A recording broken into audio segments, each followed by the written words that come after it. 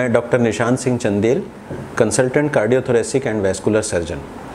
आज मैं जिस विषय पे आपसे बात करने के लिए सामने आया हूँ उसका मुख्य टॉपिक है heart failure. Being a cardiac surgeon, heart failure पे बात करने के लिए मैं बहुत ज़्यादा दवाइयों और इस तरह की मेडिसिन्स के बारे में आपसे चर्चा नहीं करूँगा। मैं आपसे चर्चा करूँगा वो कॉमन रीज़न्स जिसके वजह से हार्ट फेल्योर के पेशेंट्स मेरे पास हार्ट की सर्जरी रिलेटेड समाधान ढूंढने आते हैं। मोस्ट कॉमनली हम लोगों को क्लिनिकल प्रैक्टिस में जो हार्ट फेल्योर के पेशेंट्स देखने मिलते हैं वो 3 किस्म के होते हैं। पहला वाल्वुलर हार्ट फेल्योर, मतलब हार्ट के वाल्व में खराबी की वजह से हार्ट फेल होना शुरू हो जाता है। दूसरा इस्केमिक कार्डियोमायोपैथी, मतलब हार्ट अटैक आने के बाद हार्ट की मांसपेशियां कमज़ोर हो गई और धीरे धीरे हार्ट फेल्योर शुरू हो गया। और तीसरा डायलेटेड कार्डियोमायोपैथी, जिसमें कि हार्ट की muscles for various reasons, thyroid की कमी, diabetes, alcohol consumption, genetic reason, इस वजह से धीरे धीरे मांसपेशियां वीक होने लग गई और हार्ट फेल्योर होने लग गया।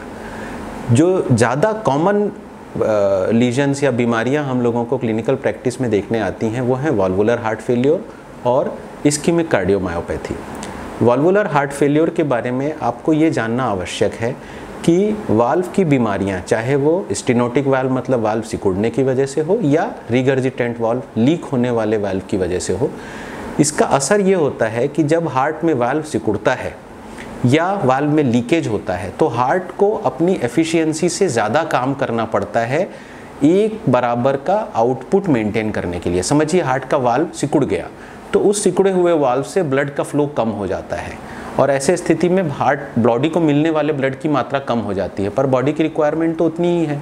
तो ऐसे स्थिति में हार्ट को अपनी धड़कन की गति को बढ़ाकर अमाउंट को मेंटेन करना पड़ता है। तो जो काम नॉर्मल हार्ट एक धड़कन में करता है वही काम ये रिगर्जिटेंट या स्टेनोटिक वाल्व वाला हार्ट 2 धड़कन या 3 धड़कन में कर पाता है। और क्योंकि ये ओवरलोड चलता रहता है साल दर साल और महीनों दर महीनों, तो इसकी वजह से धीरे धीरे हार्ट की मसल्स जो होती हैं वो फेल होने लगती हैं। शुरुआती दौर में जब पेशेंट्स को लक्षण नहीं होते हैं तो दवाइयों और इन माध्यमों से इनका इलाज किया जाता है। उसमें कई तरह की दवाइयाँ होती हैं, यूरिन ज़्यादा कराने की दवाइयाँ, हार्ट की धड़कन को नियंत्रित करने की दवाइयाँ, बीपी कंट्रोल करने की दवाइयाँ। पर एक स्टेज आती है जबकि ये दवाइयाँ फेल होने लगती हैं और हार्ट की मांसपेशियाँ थकने लगती हैं। उस स्थिति में पेशेंट को सिम्टम्स आने लगते हैं और फिर उनको हार्ट के ऑपरेशन की सलाह दी जाती है। ज़्यादातर क्लिनिकल प्रैक्टिस में मैं ये देखता हूँ कि ये वाल्वुलर हार्ट डिजीज़ के जो पेशेंट्स होते हैं वो बहुत लेट करके और ऑपरेशन के लिए पहुँचते हैं। आपको ये जानना ज़रूरी है कि अगर वाल्व की बीमारियाँ ज़्यादा हैं और उसके लिए आपको एक सीमा से ज़्यादा दवाइयाँ लग रही हैं, इसका मतलब आपका हार्ट फेल होने के रास्ते पे चल पड़ा है और इससे पहले कि वो एकदम कमज़ोर हो जाए और आपको जो दवाइयाँ हैं वो मैक्सिमम डोज पे डॉक्टर को लिखनी पड़ने लग जाए, उससे पहले आपको इसका इलाज कराना होगा। इसमें 2 तरह के ऑपरेशन होते हैं। जो स्टेनोटिक वाल्व होते हैं, सिकुड़े हुए वाल्व होते हैं, उनके लिए ज़्यादातर हम लोगों को वाल्व रिप्लेसमेंट सर्जरी मतलब वाल्व प्रत्यारोपण करना पड़ता है। और जो लीकिंग वाल्व होते हैं उसमें ज़्यादातर केसेस में वाल्व का रिपेयरिंग करके उसी को प्रिजर्व करके और आगे काम किया जा सकता है। सेम प्रक्रिया होती है इस्केमिक हार्ट फेल्योर, जिसमें कि हार्ट अटैक आया और हार्ट का कुछ हिस्सा हार्ट अटैक की वजह से डैमेज हो गया। बचे हुए हिस्से को ब्लड सप्लाई शुरू रखने के लिए बाईपास सर्जरी या एंजियोप्लास्टी करके उसको प्रिपेयर किया जाता है। इस्केमिक हार्ट फेल्योर के जो पेशेंट्स होते हैं वो कई बार ऐसे स्टेज में हमारे पास आते हैं सर्जरी के लिए जबकि उनके हार्ट की पंपिंग 10%, 15%, 20% इतनी कम हो गई होती है। ऐसे स्थिति में जब हमको ऑपरेशन की सलाह दी जाती है तो कई पेशेंट्स इस उम्मीद में आते हैं कि अभी 20% हार्ट का पंपिंग बचा है, बाईपास सर्जरी होगी और सब कुछ ठीक हो जाएगा, जबकि ऐसा नहीं होता है। वास्तविकता यह होती है कि अगर हार्ट अटैक आया है और हार्ट की कुछ मांसपेशियां मर चुकी हैं तो उसको जीवित नहीं किया जा सकता। बाईपास सर्जरी के द्वारा जो वायबल मसल्स हैं, जो मसल्स जीवित हैं पर कम ब्लड सप्लाई की वजह से अच्छे से काम नहीं कर पा रही हैं, उसको वापस से रिवाइटलाइज मतलब पुनर्शक्ति प्रदान की जा सकती है। कई बार जब ऐसे पेशेंट्स आते हैं और हम उनको बताते हैं कि आपका हार्ट काफ़ी कमज़ोर हो गया है, फेल हो रहा है और इसमें ऑपरेशन की सुविधा नहीं है, तो वो निराश हो जाते हैं कि एक बार कोशिश कर लीजिए, शायद ठीक हो जाए। ऐसे स्थिति में आपको ये जानना होगा कि अगर हार्ट की मांसपेशियां ज़रूरत से ज़्यादा वीक हैं तो बाईपास सर्जरी करने का रिस्क बाईपास सर्जरी ना करने के रिस्क से ज़्यादा होता है।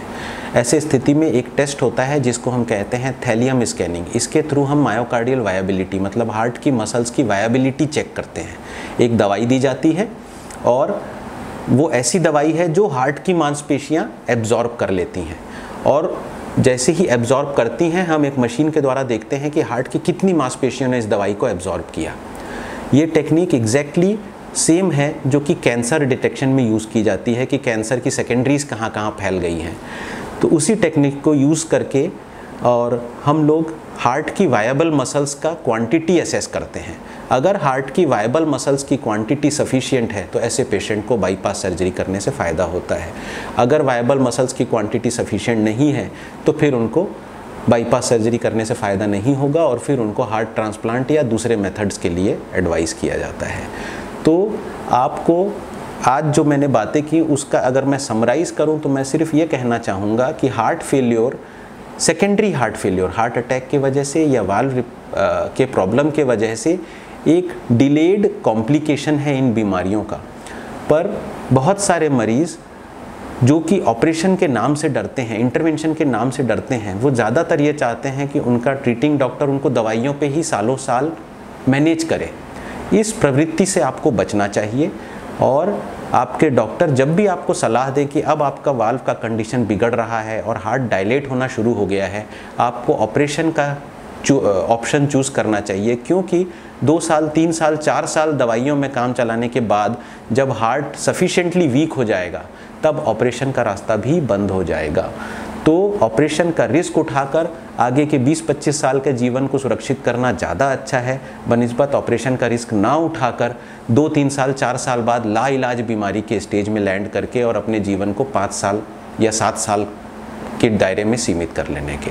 इसलिए अपना अच्छा ध्यान रखिए और समय समय पे क्वालिफाइड कार्डियोलॉजिस्ट या कार्डियक सर्जन से अपना चेकअप कराइए यदि आपको वाल्व रिलेटेड या हार्ट अटैक से रिलेटेड समस्या है।